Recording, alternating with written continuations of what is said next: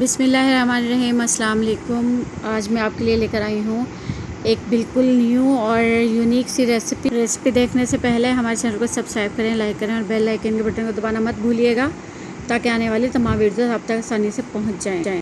एक बड़े साइज़ का बोल लेंगे और उसके अंदर डालेंगे 2 कप बेसन और उसके अंदर हमने 2 बारीक कटी हुई प्याज को डाला है और उसके अंदर मैं डालूँगी 4 से 5 बारीक कटी हुई हरी मिर्चें और 2 आलू बारीक कटे हुए मीडियम साइज़ के, 1 चम्मच ज़ीरा इसमें शामिल करेंगे और इसके साथ ही इसमें डालेंगे बारीक कटा हुआ हरा धनिया और ये सारी चीज़ें हमने इसके अंदर डाल देनी है। साथ ही इसमें शामिल करूँगी मैं 2 चम्मच भर के साबुत धनिया का, इसको मैं हाथ से मसल के डालूँगी और फिर इसके बाद मैं इसके अंदर शामिल करूँगी पकोड़ा मिक्स जो मैंने बना के रखा हुआ है। तो इसके हम डालेंगे 2 से 3 चम्मच।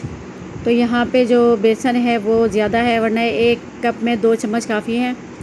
यहाँ पे मैंने लिया है 2 कप बेसन, तो इसके अंदर मैं डालूँगी 3 चम्मच भर के पकोड़ा मिक्स का जो मैंने बना के रखा हुआ है। और इसके बाद इसके अंदर हम कुछ और नहीं डालेंगे सिवाय नमक और पिसा गरम मसाला के, क्योंकि सारा सामान इसके अंदर मिक्स है तो और किसी चीज़ की डालने की गुंजाइश नहीं बचती।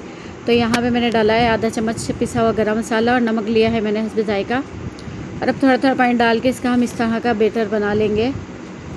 बैटर हमने ऐसा रखना है कि ना बहुत पतला हो ना बहुत ज़्यादा थिक हो, ऐसा हो कि आसानी से हमारे जो नान और रोटी है उस पर लग जाए।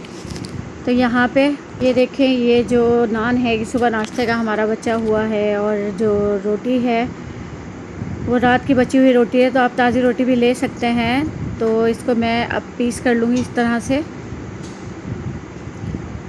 तो अगर आप चाहते हैं कि पूरी रोटी पे लगाना तो आप पूरी रोटी पे भी लगा सकते हैं, लेकिन मैं यहाँ पे इसके 4 पीस कर लूँगी रोटी के। उसके बाद इसके ऊपर मैं जो पकोड़े का मिक्सचर है वो लगाऊँगी। इस तरह से हमने चम्मच या हाथ की मदद से इसको अच्छी तरह से मिक्सचर रोटी के ऊपर लगा लेना है। और देखें, ये अच्छी तरह से इसका जब मिक्सचर लग जाएगा तो यहाँ पे मैंने एक फ्राई पैन में घी गरम करने के लिए रख दिया था। घी या ऑयल कुछ भी आप कर सकते हैं। इसके अंदर मैं इसको ऐसे डाल दूँगी। ये हम सीधी साइड से नहीं डालेंगे, हम उल्टी साइड से डालेंगे ताकि जो मिक्सचर है हमारा उतरे नहीं। और अब हम ये जो दूसरा पीस है उसको भी ऐसे ही अमेज़र्स के ऊपर लगा लेंगे। रमज़ानुल मुबारक में अक्सर ऐसा होता है कि कभी सहरी में रोटी खाने को दिल नहीं करता और कभी इफ्तारी में रोटी खाने को दिल नहीं करता, तो बहुत ज़्यादा रोटी ज़ाया होती है। तो इस बार हम रोटी को ज़ाया नहीं करेंगे। इस तरह से हम पकौड़ा का मिक्सचर बनाएंगे और रोटी पे लगा के इसको हम फ्राई कर लेंगे। तो ये हमारे इफ्तारी में अच्छा स्नैक्स हमारा बन के तैयार हो जाएगा। तो इस तरह से इसको हमने फ्राई करना है और इसको हमने उठा के चेक करना है कि ज़्यादा गहरा कलर ना आए इसका और बहुत लाइट कलर भी ना आए। और जब इसका बड़ा खूबसूरत गोल्डन कलर आ जाएगा तो इसको हम निकाल के प्लेट में रख लेंगे। इसके बाद हमने दूसरे पीस भी इसी तरह से एहतियात के साथ ऑयल में डालने हैं और उनको खूबसूरत सा गोल्डन कलर आने तक हमने फ्राई कर लेना है।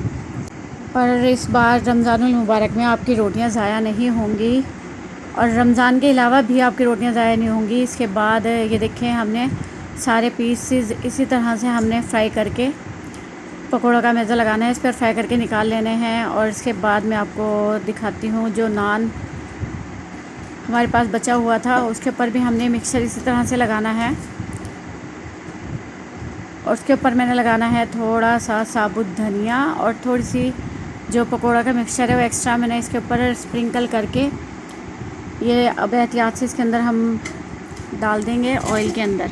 और 1 चम्मच लेंगे, उसकी मदद से हमने ऑयल इसके ऊपर डालना है। रोटी बड़ी है, ये देखें, इसकी वजह से ये ऑयल इसके ऊपर पूरा नहीं आया, तो हम इसको चम्मच की मदद से डालेंगे ताकि जो हमारा मिक्सचर है वो अच्छी तरह इसके ऊपर लग जाए। और ये यहाँ से देखें इसका कलर कितना गोल्डन और ख़ूबसूरत आया है। इसको पलटेंगे और उसके बाद यहाँ दूसरी साइड से भी इसको फ्राई होने तक, गोल्डन फ्राई होने तक हम पकाएंगे और उसके बाद हम इसको प्लेट में निकाल लेंगे। ये देखें इसकी फ़ाइनल लुक कितनी अच्छी और ज़बरदस्त आई है।